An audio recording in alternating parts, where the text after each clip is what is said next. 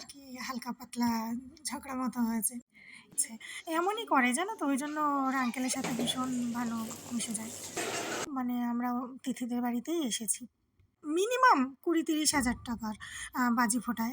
এখন বাজে প্রায় রাত 12:30, তখন আমরা বাড়ি ফিরছিলাম। Good morning everyone, welcome back to my channel. কেমন আছো তোমরা সবাই? আশা করছি সবাই খুব ভালো আছো। আমরাও কিন্তু ভালো আছি। ভালো আছি বলতে হ্যাঁ, এখন ভালো আছি, কিন্তু ভিডিওটা যখন করেছি তখন কিন্তু আমি একটুও ভালো ছিলাম না। মানে তোমরা দেখলেই বুঝতে পারবে আমি একদম পুরো মনমরা হয়ে আছি।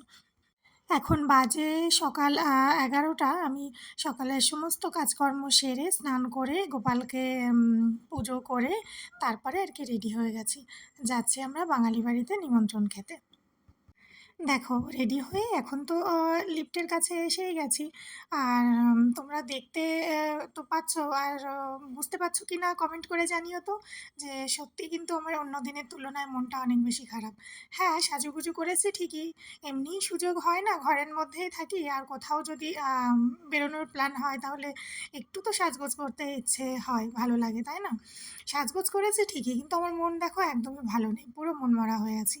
আসলে হয়েছেটা কি, কর্তামশাইয়ের সাথে একটু আর কি হালকা পাতলা ঝগড়া মতো হয়েছে। একটু পরেই তোমরা দেখবে আমরা যে বাড়িতে যাচ্ছি ওখানে পৌঁছেই কিন্তু আবার সব কিছু ঠিক হয়ে গেছে। আমাদের এরকমই হয় জানো তো, মানে এই হয়েছে এই মিটে গেছে, মানে এরকম 2-4 দিন ধরে মনে করে এরকম হয় না। আসলে ও ইচ্ছে করে এরকম করে আমার সাথে জানো তো। আর পরে গিয়ে সেটা নিজে মুখে বলেও। তো এরই এই বিষয়টা নিয়ে আমি তোমাদেরকে পরে কখনো অন্য একটা ভিডিওতে বলবো। শুনলে তোমরা হাসি আর মানে থামাতে পারবে না।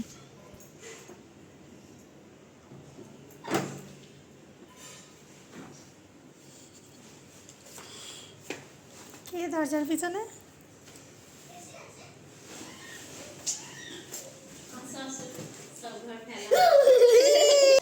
দেখো অবস্থা, আসতে না আসতেই আর একজন তিথির মা দিয়েছে আমাদেরকে মিষ্টি আর কি কি খাবার দাবার, আর সেগুলো ছেড়ে বড় মানুষটাও বাচ্চাদের সাথে কেমন বাচ্চাপনা করছে। এমনই করে জানো তো, ওই জন্য ওর আঙ্কেলের সাথে ভীষণ ভালো মিশে যায়। ওই দিকটা দেখো।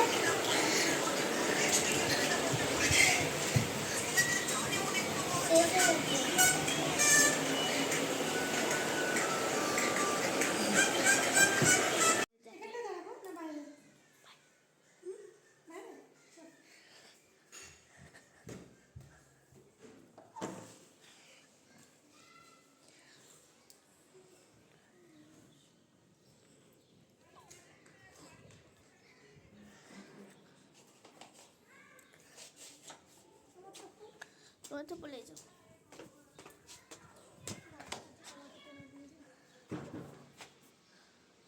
এখানে রঙ্গোলিও দিখাই একটু।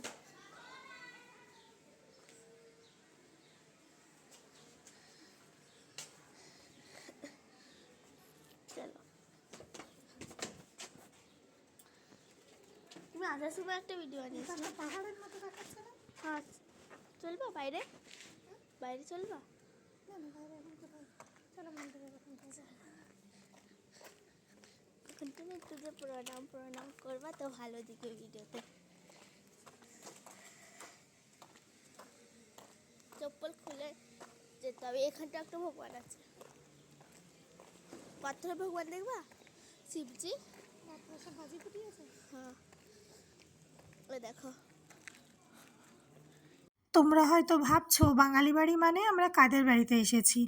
আসলে আমার ঘরে লক্ষ্মী পুজোর ভিডিওতে যে বাচ্চা দুটো এসেছিল, যাদেরকে আমি বলেছিলাম গুজরাটে ভীষণ কাছের দুজন মানুষ আমার, সত্যি খুব কাছের জানো তো, ওরা খুব ভালোবাসে আমাকে, আর আমিও খুব ভালোবাসি।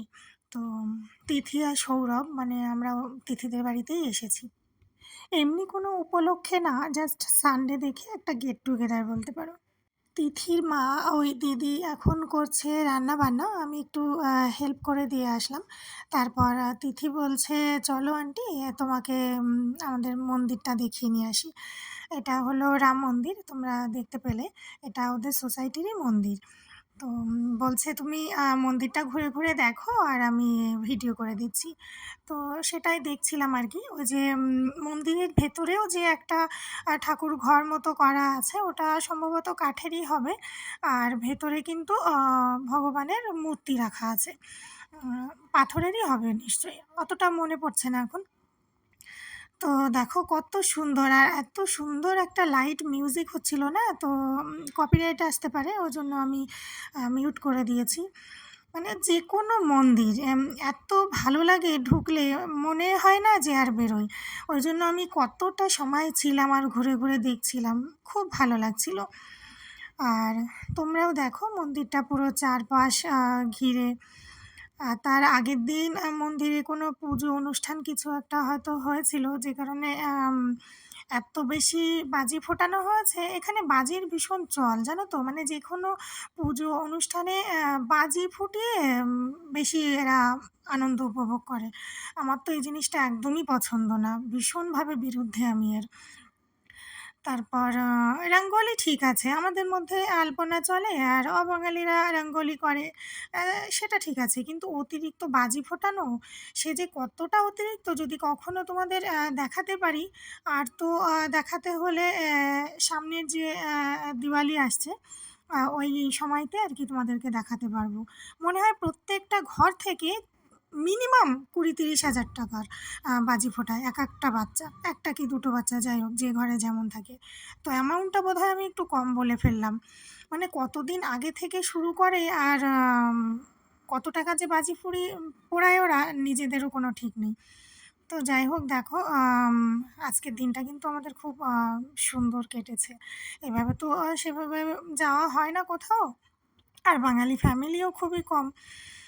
আর এই যে আমি মন্দিরটা ঘুরে, ঘুরে দেখছি আর মেয়ে আমার ভিডিও করে দিচ্ছে। অনেক সুন্দর, সুন্দর ফটোও তুলে দিয়েছে। জানি আজকের ভিডিওতে তেমন ইন্টারেস্টিং কিছু তোমাদেরকে দেখাতে পারিনি। আসলে এক জায়গায় হলে বাঙালি, বাঙালি আরও বাইরে থেকে বুঝতেই তো পারছো। খাওয়া-দাওয়া ভীষণ মজা, আনন্দ, গল্প সব কিছুই হয়েছে। আর খাওয়া-দাওয়ার মধ্যে তো ওরা ক্যামেরায় কমফোর্টেবল নাও হতে পারে। যদিও এটা স্বাভাবিক, ওই জন্য আমিও কিন্তু ফোর্স করিনি। তো সেসব কিছু আর ক্যাপচারও করিনি। আর এখন দেখছো আমার কী অবস্থা? এখন বাজে প্রায় রাত 12:30, তখন আমরা বাড়ি ফিরছিলাম। এই যে কানের-টানের খুলে আমি একদম পুরো হাতের মধ্যে নিয়ে নিয়েছি। এখন আছি লিফটে, যাবো উপরে, চেঞ্জ করে ফ্রেশ হয়ে ঘুমিয়ে পড়বো। তো আজকের ভিডিওটা এখানেই এন্ড করছি বন্ধুরা। জানি না তোমাদের কেমন লেগেছে। ভালো লাগলে কমেন্ট করে জানিও আর ভিডিওটাতে একটা লাইক করে দিও। দেখা হবে নেক্সট ভিডিওতে।